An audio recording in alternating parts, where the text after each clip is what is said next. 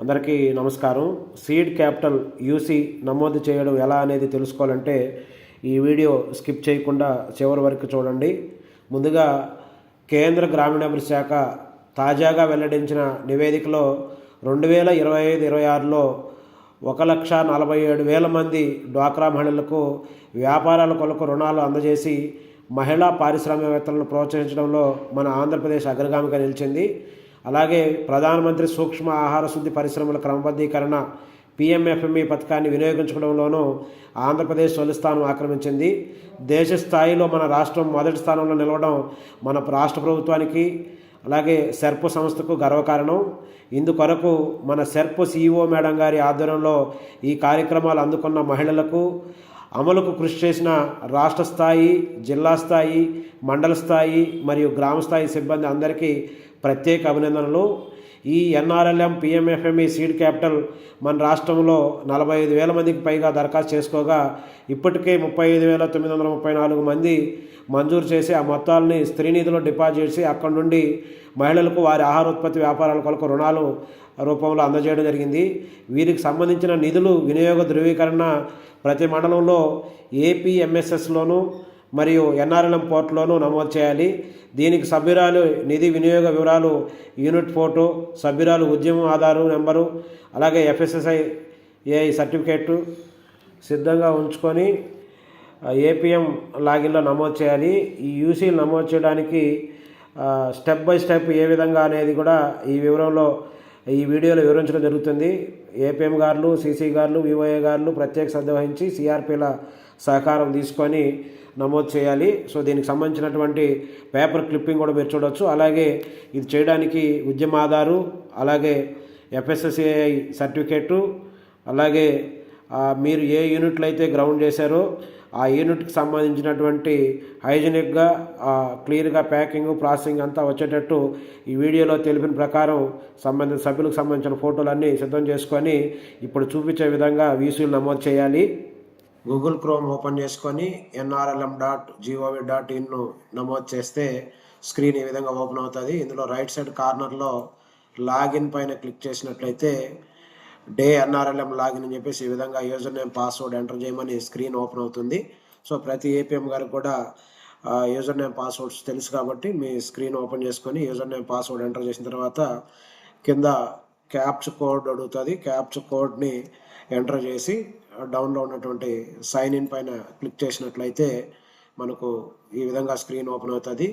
ఇందులో want to works as దగ్గర select role పైన క్లిక్ చేస్తే బ్లాక్ కనిపిస్తుంది. సెలెక్ట్ చేసుకొని సబ్మిట్ చేసినట్లయితే మనకు ఎన్ఆర్ఎల్ఎం ఏపీఎం గారి లాగిన్ పూర్తి స్థాయిలో అన్ని ఫీల్డ్స్ ఓపెన్ అవుతాయి.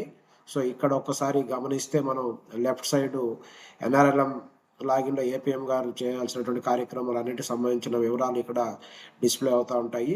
ఇప్పుడు మనం ఫుడ్ ప్రాసెసింగ్ యూనిట్కి సంబంధించినటువంటి సీడ్ క్యాపిటల్కి సంబంధించినటువంటి యూసీలు నమోదు చేయాలి కాబట్టి ఇక్కడ ఫుడ్ ప్రాసెసింగ్ మైక్రో ఎంటర్ప్రైజెస్ పైన క్లిక్ చేసినట్లయితే ఇందులో 4 ఆప్షన్స్ ఉంటాయి. చివరిలో ఈఎన్టీపీ యూటిలైజేషన్ యూసీ కాబట్టి ఈఎన్టీపీ యూటిలైజేషన్ పైన క్లిక్ చేసినట్లయితే ఈ విధంగా మనకు స్క్రీన్ యూసీలు నమోదు చేయడానికి స్క్రీన్ ఓపెన్ అవుతుంది.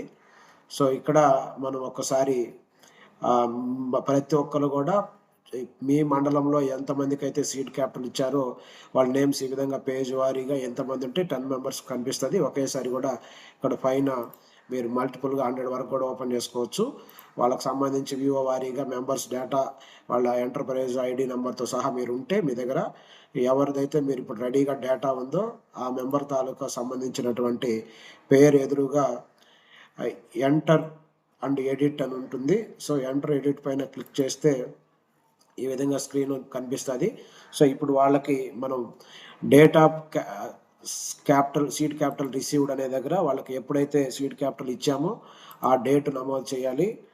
సో ఆ డేట్ మనం ఇక్కడ నమోదు చేసిన తర్వాత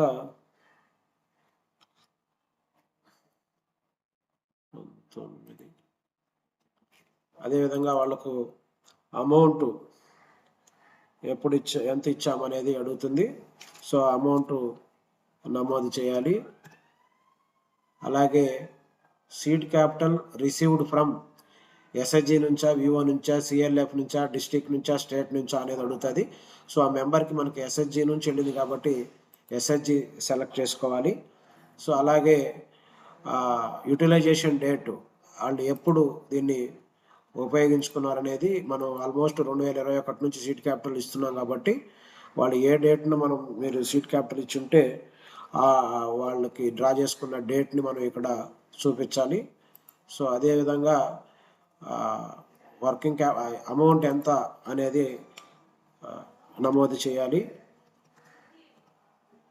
ఎక్విప్మెంట్స్కి ఎంత అమౌంట్ ఇచ్చామనేది, ఎక్విప్మెంట్లో ఏమి కొన్నారు వాళ్ళు, బ్లెండర్సా, ఓవెన్సా, డ్రైయర్సా, రోస్టింగ్ ఇన్స్ట్రుమెంట్సా, మిల్లింగ్ ఇన్స్ట్రుమెంట్సా, క్రషింగ్ ఇన్స్ట్రుమెంట్సా, ఇట్లా అదర్సా, రిఫ్రిజిరేటర్ ఏమి అడుగుతుంది.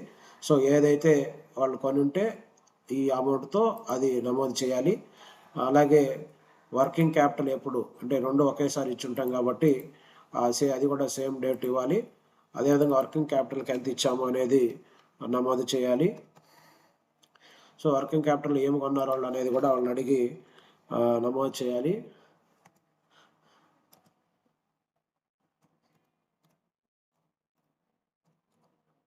సో నమోదు చేసిన తర్వాత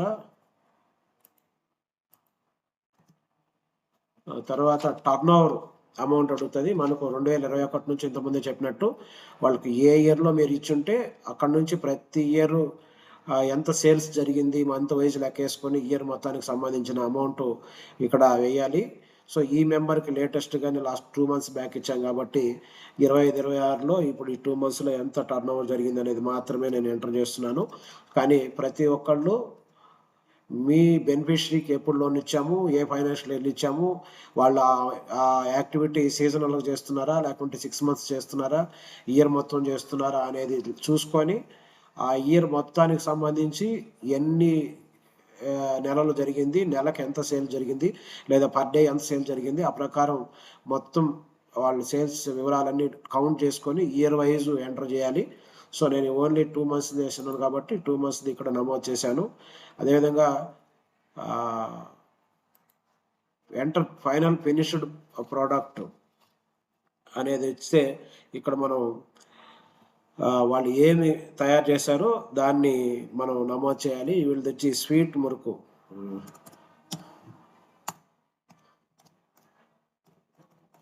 సో అది దానికి సంబంధించిన ఫోటో అప్లోడ్ చేయాలి. సో ఎవరిదైతే నమోదు చేస్తున్నామో ఆ నమోదు చేసిన అమౌంట్ని మనం సంబంధించిన యూనిట్ ఫోటో రెడీగా ముందే డెస్క్టాప్ మీద పెట్టుకో ఉండాలి. సో ఆ యూనిట్కి సంబంధించిన ఫోటో ఇక్కడ అప్లోడ్ చేయాలి. అలాగే ఈ అమౌంట్ లోన్ ఇచ్చిన డేట్లంతా కూడా మనం శ్రీనిధిలో చూసుకొని వేయాల్సి ఉంటుంది. Is the finished product packaged అంటే కంపల్సరీ మనం ప్యాకేజ్ చేయించాలి కాబట్టి ఆల్రెడీ ప్యాకేజ్ చేసిన యూనిటే ఉంటుంది. నో ఎవరు పెట్టకుండా ఎస్ పెట్టాలి. అదేవిధంగా ఈజ్ బెనిఫిషరీ ట్రైన్డ్ అండర్ పిఎంఎఫ్ఎంఏ అంటే మనం 90% మెంబర్స్కి ఆల్రెడీ ట్రైనింగ్ ఇచ్చాము. ఈ మెంబర్కి లాస్ట్ మేలోనే ఇచ్చాము కాబట్టి ఈమెకి నో పెడుతున్నాను. మనకు ఎక్కువ మంది ఎస్ఏ వస్తారు.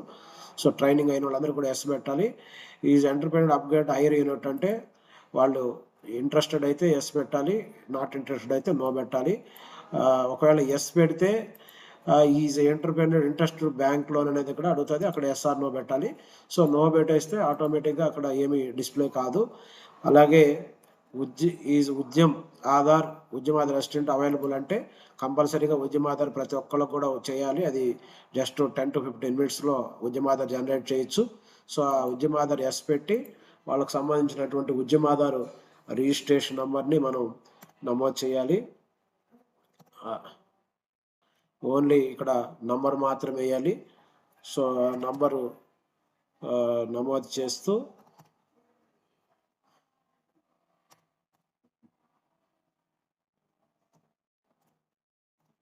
అదేవిధంగా పిఎంఎఫ్ఎంఏ సీడ్ క్యాపిటల్ అమౌంట్ ఎంత రీపే చేశారు ఇప్పటి వరకు అనేది ఆల్రెడీ 100% క్లోజ్ అయిపోయింటే టోటల్ అమౌంట్ ఇస్తాము. లేదు ఇది కూడా శ్రీనిధి డీసీబీ దగ్గర పెట్టుకొని సమాచారాన్ని కరెక్ట్గా సేకరించుకొని వేయాలి. సో ఎంత అయితే రీపే చేశారో అది మాత్రమే ఎంటర్ చేస్తాము. అలాగే is FSC register number available అంటే ఎస్ పెట్టాలి. వ్యాలిడ్ ఎఫ్ఎస్ఐ ఎప్పుడు దాకా అంటే వీళ్ళు 2 ఇయర్స్ చేసుకున్నారు. జూలై 8వ తేదీ చేసుకున్నారు కాబట్టి అదేవిధంగా జూన్ 8వ తేదీ చేసుకున్నారు. సో ఆ ప్రకారం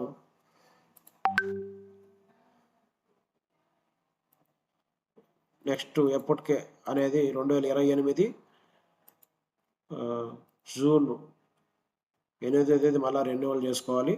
సో ఆ ప్రకారం మనం ఇక్కడ వాళ్ళు ఎప్పటి వరకు వ్యాలిడ్ అవుతుంది అనేది నమోదు చేయాలి.